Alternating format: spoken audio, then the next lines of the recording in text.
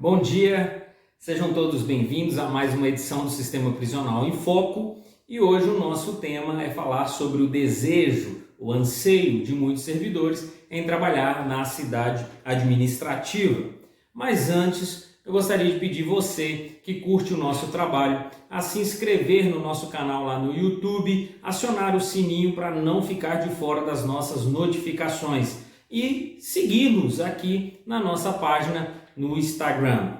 Mas antes de nós explorarmos o nosso tema, eu quero fazer uma menção, uma honra à sede do governo de Minas Gerais sobre a sua estrutura arquitetônica e dizer que concentrar todos os setores, todos os órgãos e instituições em um único lugar é de uma das maiores estratégias de gestão. Afinal de contas, todo o serviço público está concentrado, otimizando, trazendo economia e eficiência para a máquina pública. E lembrando que, além de tudo isso, ainda cumpre uma das premissas constitucionais, que é a da eficiência. No entanto, diante de diversos aspectos vantajosos que poderíamos aqui falar só do ponto de vista da administração pública, eu quero enaltecer a estrutura, a arquitetônica da cidade administrativa, uma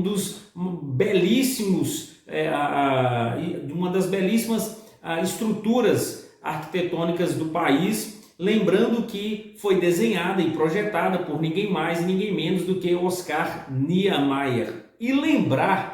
E só de lembrar que o antigo governo, o governo anterior, cogitou a possibilidade de vender à cidade administrativa um complexo arquitetônico que eu considero em seus dois sentidos um patrimônio público dos mineiros, tá? Mas, dentre esses variados motivos, está bem longe de serem esses os motivos que levam os servidores públicos a desejarem trabalhar ali na cidade administrativa, principalmente os nossos policiais penais. Desde a minha chegada para o sistema prisional, eu tenho ouvido, ouço pessoas tecerem críticas uns aos outros, colegas de farda, sobre o anseio e sobre o desejo e sobre pessoas que estavam indo ou a iminência de estarem trabalhando ali na cidade administrativa. E diga-se de passagem que foi uma das promessas de campanha do nosso governador Romeu Zema enxugar a máquina pública, trazer uma otimização e acabar com os cargos indicativos. Era uma promessa no mesmo tom que o nosso presidente Bolsonaro falava em colocar pessoas técnicas no governo. Pois bem, qual eram as frases que nós ouvíamos nos corredores das unidades prisionais que ficavam trazendo para a gente um ponto de reflexão? A frase era assim: nunca foi guarda, Nunca foi guarda, ou nunca bateu tranca para quem nunca trabalhou na unidade prisional, não sabe o que é uma unidade prisional, não sabe como é que funciona uma unidade prisional. E aí, diante dessas falas, isso foi me instigando, me levando a raciocinar, a refletir, e eu passei a observar e a tentar fazer um levantamento do que motivava as pessoas a desejarem ir para a cidade administrativa. E, infelizmente, os dados que colhi não eram complacentes com a carreira. Não era porque desejavam trazer ou elaborar melhorias, propostas de melhoria para a carreira. Não era para tornar o ambiente mais nosso, como se dizem por aí, ou tornar os processos e procedimentos a qual nós estamos envolvidos odiernamente em questões administrativas da carreira, tornar mais célere. Não eram esses os motivos. Na verdade, a frase que melhor simboliza essa dicotomia entre servidores era cada um por si e cada um contra todos. Vale tudo, vale qualquer coisa, você se sujeitar para ter um lugarzinho na cidade administrativa, para ter algumas benesses, Todos vislumbram né, uma posição na cidade administrativa. E por quê? Eu fiquei imaginando por quê? Qual seria? O que teria de tão atrativo trabalhar na cidade administrativa? E eu pontuei alguns motivos. O primeiro deles que eu vi eram que alguns desejavam ficar livre do uso, do peso da farda, serem desobrigados a viverem sem a farda, de forma, como chama-se no ditado popular na segurança pública, paisano, né? Outro motivo era para usufruir de um ambiente mais salubre. Afinal de contas, uma unidade prisional é completamente insalubre. Ter um ambiente mais seguro, afinal de contas, a iminência, o perigo na unidade prisional de colocar a vida em risco era muito grande. Outros queriam economizar no transporte.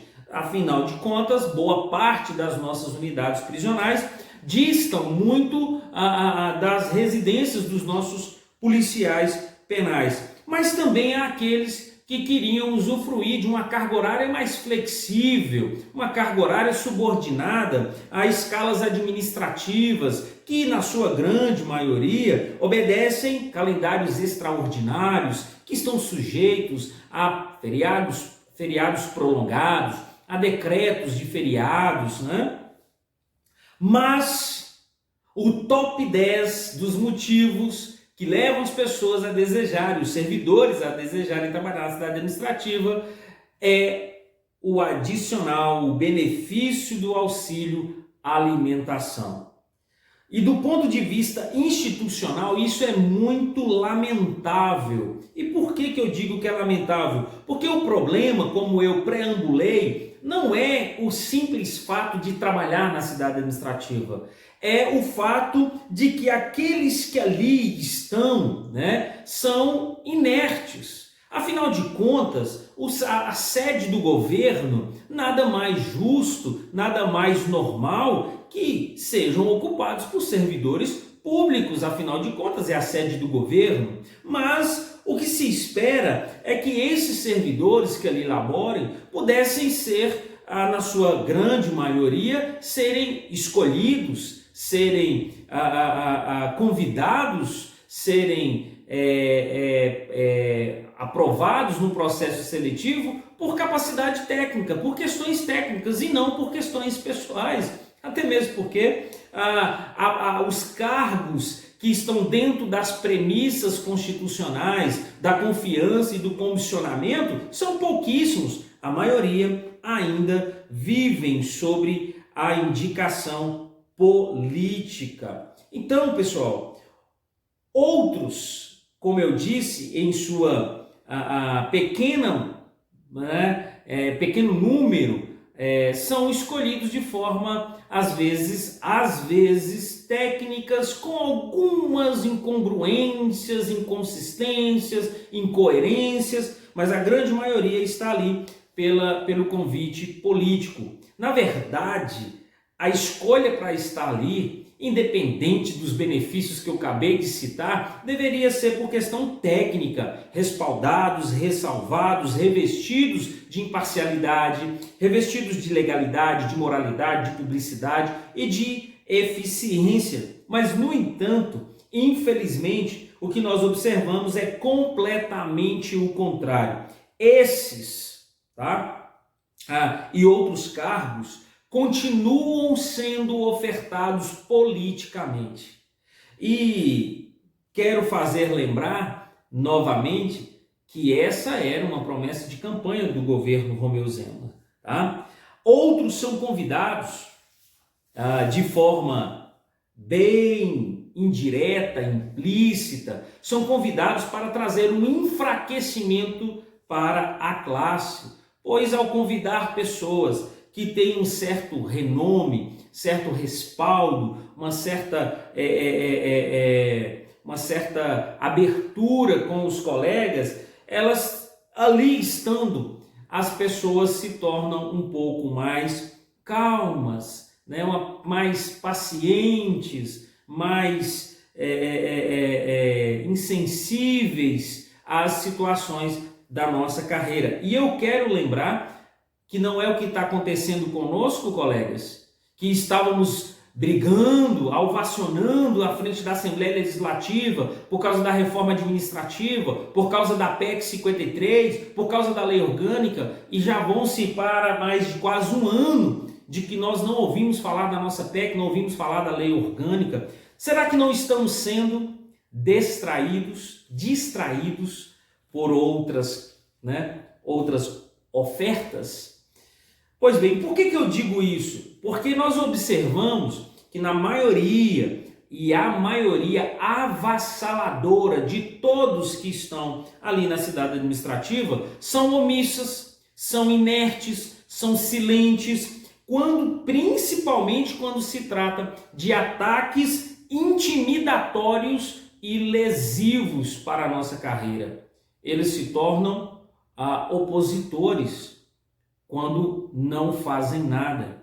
Há uma frase que disse que para que o mal impere, basta que os bons não façam nada. Então, parece, e digo porque nós não vimos nada que possa provar o contrário, parece que aqueles que estão ali não são servidores de carreira, parece que os que estão ali sequer fazem parte dessa classe, dessa instituição, e vendem de forma indireta, às vezes até covarde diante de certas circunstâncias, vendem a nossa instituição por poucas moedas de prata, se contentam com algumas migalhas que caem da mesa de alguns senhores. Esquecem que as pessoas passam, mas a instituição é permanente. As pessoas passam, mas a instituição é permanente. E que ao contrário dos que pensam, e divergia Galileu Galilei, a Terra não gira em torno do Sol e muito menos vice-versa. A Terra, colegas, gira em torno dela mesma e tudo o que começou tem um ciclo, que pode se findar. E eu caminho para o final recitando aqui o nosso Capitão Nascimento, do filme Tropa de Elite, e a minha fala é para aqueles que estão enraizados nesse contentamento transitório de que vocês não merecem a farda que vestem. Se na hora de ter que lutar, brigar, se posicionar pelas ameaças que a carreira sofre, vocês se somam aos silentes, aos omissos, aos inertes, até se posicionam de forma contrária, eu digo para vocês, vocês não merecem esta farda. Portanto, nobres colegas, que aí, como eu disse, já se enraizaram, e aos que estão sendo ludibriados pelo brilho dos anéis, digo, sejam dignos da farda que vestem. Revelem-se, quer seja numa carceragem, quer seja no palácio, quer seja numa viatura ou quer sejam atrás das mesas dos mais variados e diversos setores. Tenham orgulho de simplesmente pertencer a essa instituição. E hoje foi o nosso ponto de reflexão, foi o nosso ponto de inflexão. Obrigado a todos vocês que estiveram aqui conosco e eu espero vocês para mais uma edição do Sistema Prisional em Foco no sábado que vem. Fiquem todos com Deus, tenham um ótimo fim de semana e até mais.